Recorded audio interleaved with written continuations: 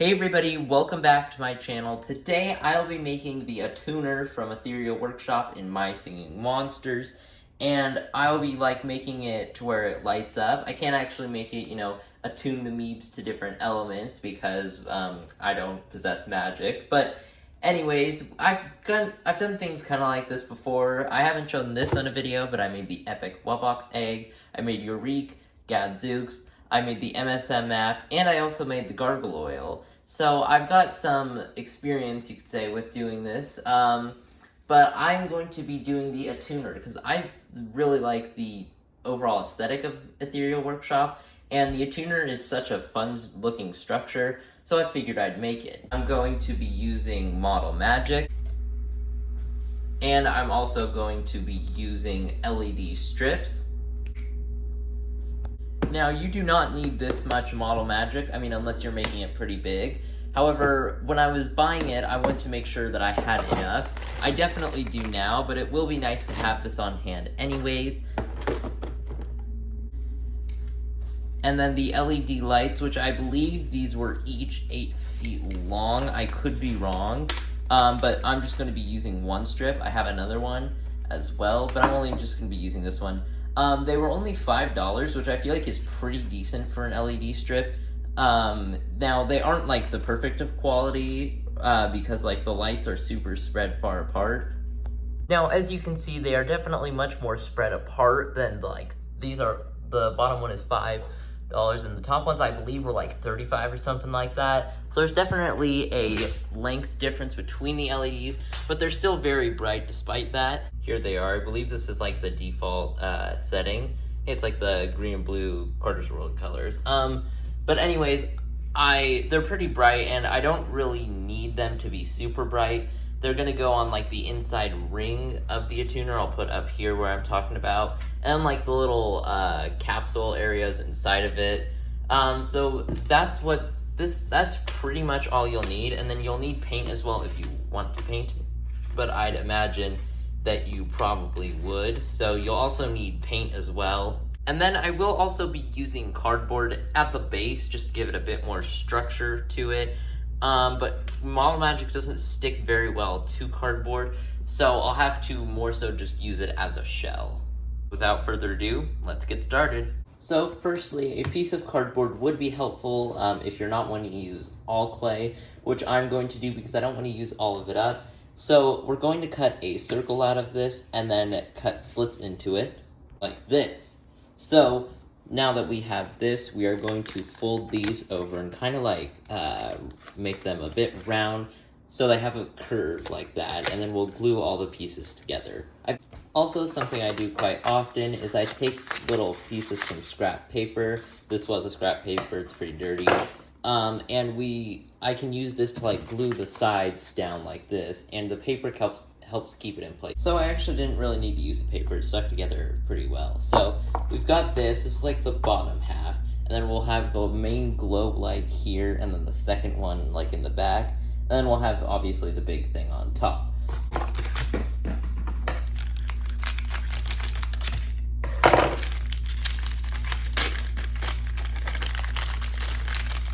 Oh, that's so soft. Then next, you want to cut out something like this to put on the side for a hole in it. If you're adding lights into this, I'm going to have it so you need a space big enough for the LED to go in and come out. And then you need another one, and this one I'm going to have a hole on the side. That way it's easier to get the lights in and not have it go through the back. So then it should look like this. And then take a piece of cardboard, you can cut it in a curve, or you could just cut a slit in it and glue it, which will help give it a little bit more curve. And you want to put it here, so we're just kind of building a little bit of a frame. That way the lights have somewhere to go inside, but the clay can still go on top. So before I put the clay on, I realized I need to kind of protect the area, or put things where they need to be. So I have one of these little capsules that the toys come in. I had them from a KiwiCo build, and I had probably about 10 of these, but I got rid of it, and I only have 3 of these now. So thank goodness I still have one, but this should work perfectly right in the front there. So this is a really good method for flattening the clay out. It's called the pizza toss. I'm sure this isn't actually how you toss pizza, but it works super well for flat.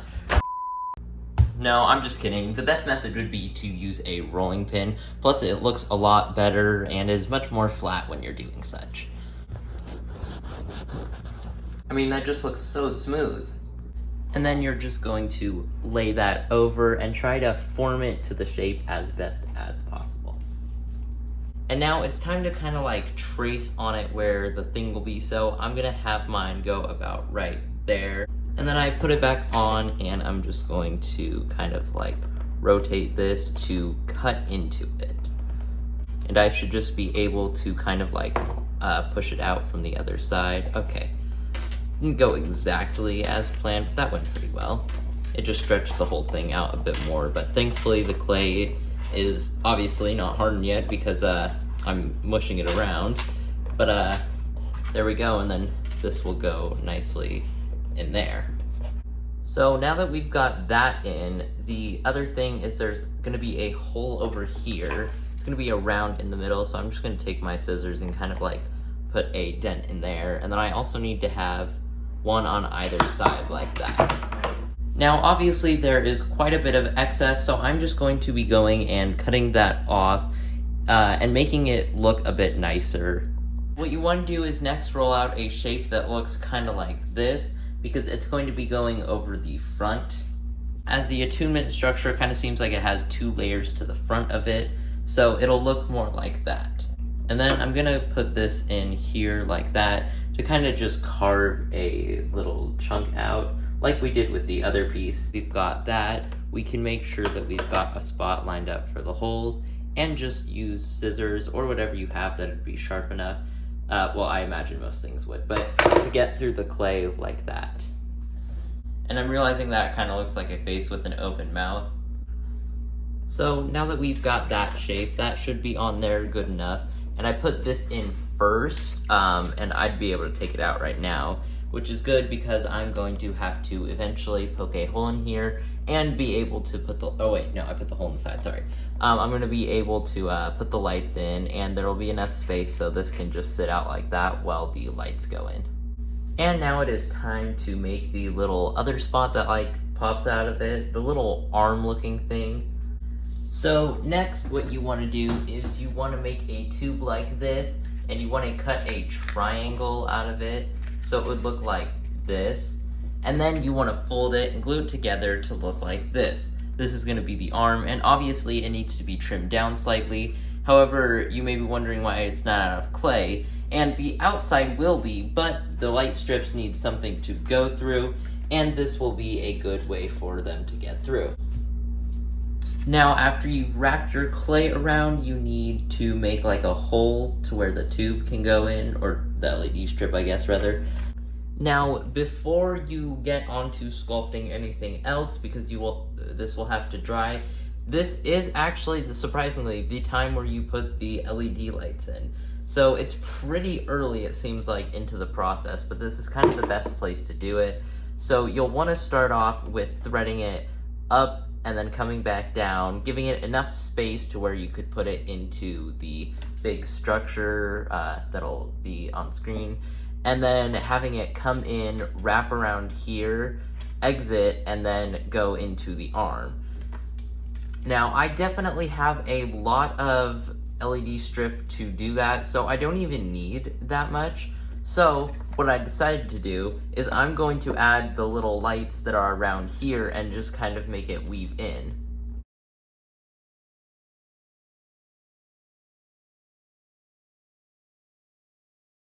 Now, I'd say leave probably about this much extra hanging out. That way you can add it in, because this is about the size of the thing.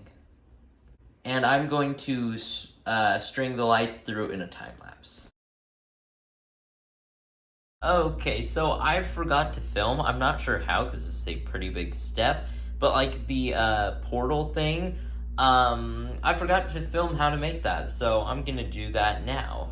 So essentially what you want to do is you want to roll this out until it's long and thin, but not too thin, thin enough to where it'd be able to stand up stable. So, like having it about that thickness, which is a bit thicker than my thumb. But you want to do that, and then I put a wire inside after I formed it to the shape like this, just to keep it to be able to stand up a bit better. And then you kind of want to pinch the ends of it like this so it gets really thin, and then you can attach it onto your base model. Sorry that I didn't film that. I just completely got distracted and just went autopilot into making it. So yeah, hopefully I don't forget to film anything else. Now the next step is unfortunately waiting for it to dry, which will take a 72-hour period. That's kind of a while. You probably only have to wait like 24 to start actually painting on it, which is what we're gonna do. So 72 hours is for it to fully harden, so it'll probably only be a full 24 hours. So while we're waiting, we might as well move over to the other desk to start making the Meebs. But before we get on to building the Meebs, I'd just like to say that I am trying to reach 1,000 subscribers by the end of the year, so if you aren't already, I'd really appreciate it if you please consider subscribing to help me reach my goal. Now, on to making the Meebs. Now, I absolutely love these little fellas. I was going to make a little tutorial on how to make this, but this was the only little thing of fabric I had, and this was the only one I make. So I'm going to have to make some more of them, but out of clay. I'm also going to make them about this size, because that's about how big they'd be in-game as well. So I've got a little chunk of clay, and I think I'm going to make all 6 Meebs, the standard and all of the different elemental ones. Because I have no problem using the clay for these little friends of ours. They're just the best. So this is a pretty simplistic design, and I think that's partially what I like about them. So I'm just going to take a bit of the clay and like roll it into a ball. I'm going to take a little bit off for the arms and everything. But yeah, I love the little Meebs. They're so cute, and their little shape is just so funny. I think this is a somewhat decent shape of the Meeb. Yeah, it's pretty similar to the one we've got there. Okay, so we've got the hand or little arm on this one. I'm gonna kind of like go around it like this, just to give it a little more definition, have it stick out a bit more. Now we're just gonna add one on the other side and make about 6 more of these. Okay, I don't know why I said 6 more. I meant 5.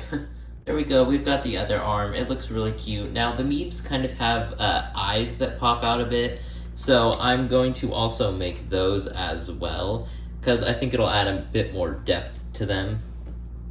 So here it is. I indented the mouth, and I think that looks really cute. I'm just going to fix this section up. It was a bit messy. Okay, there we go. I think the Meeb is really cute, and I've got to make some more. Some of them have different mouth structures, and I think I may have like 1 or 2 of them have their mouths open. So I need to find a good spot where I can sit this to dry. Hope this is a good idea. Also, before we get into the time lapse, I tested the Attunement Stucture's like big portal top thing, and it actually stayed up without anything else, but I'm going to, just to make sure that it doesn't tip over like slowly while I'm gone, I'm going to keep it up on the stand for the full probably 72 hours. I probably don't really want to risk it.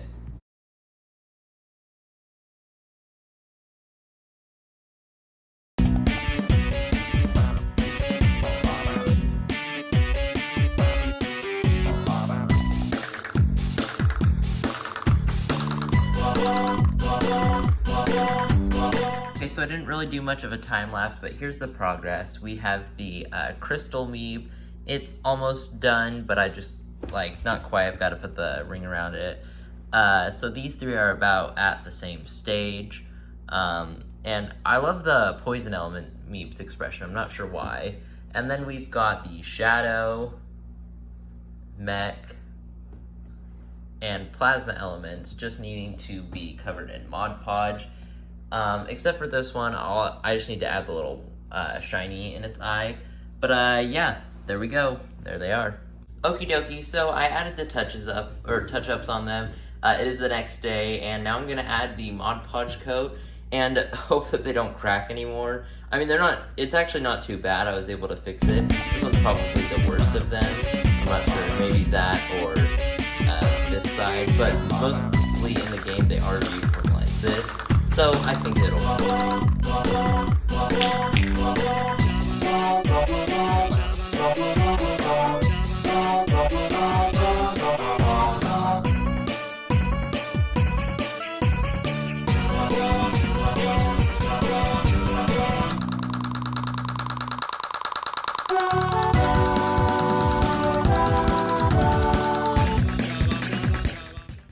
dokie, so we've got the first layer on the top going.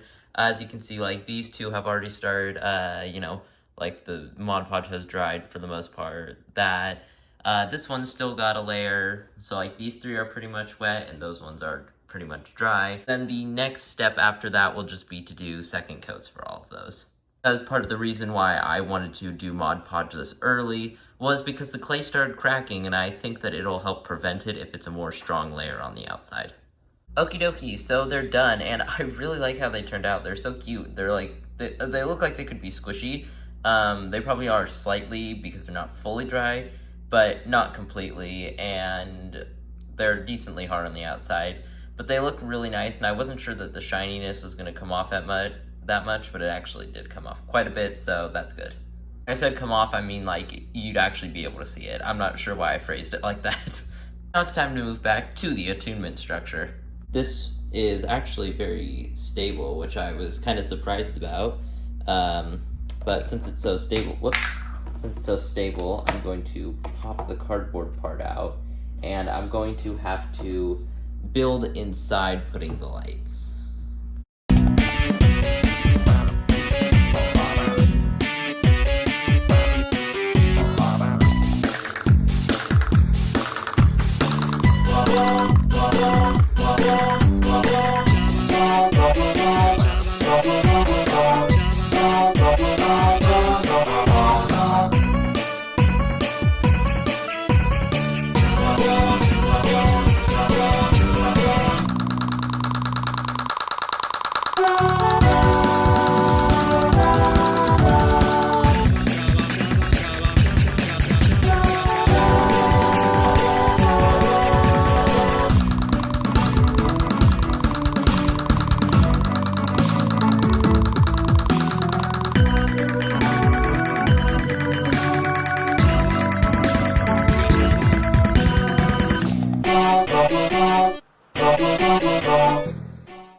So before we get started, the station is a tad bit messy, so I'm going to pick that up. There we go, all cleaned up. Now it is time to paint it, which I'll be doing in a speed paint. It's just going to be a time lapse.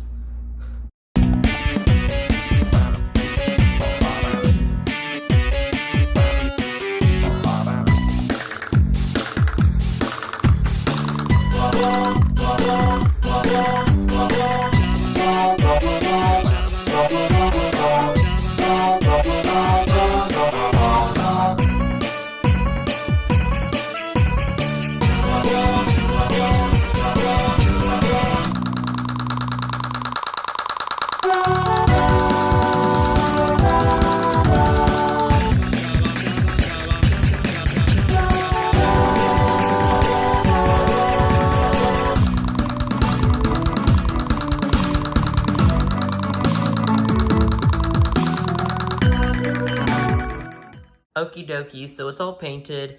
I may just do a few touch-ups, but now it's time to paint the Mod Podge.